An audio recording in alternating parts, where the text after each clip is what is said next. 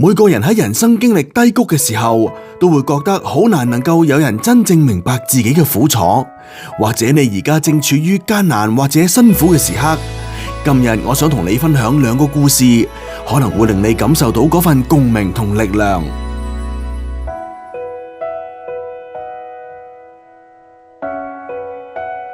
好玩何韻琪，我似我耶穌咧，有我啲面具，同埋我啲 BB 好開心。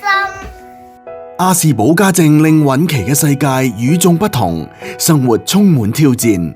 但係佢冇放棄。佢喺教會遇見咗主耶穌，成為咗佢生命嘅轉捩點。佢開始透過自己嘅經歷去幫助其他有類似情況嘅小朋友，成為咗生命中嘅小鬥士。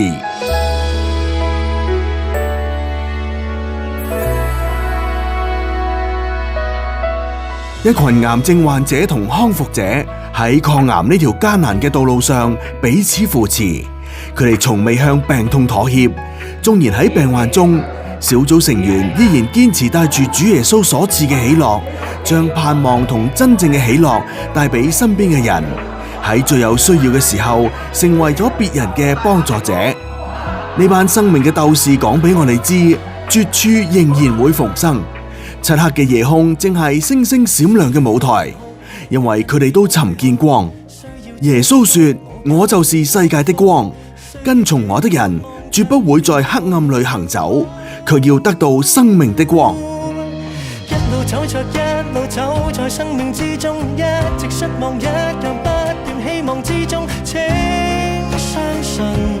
人人能發現未來即將碰到，一日分別，一日相遇，天地之中，天地崩壞，一樣一步一步陪着你，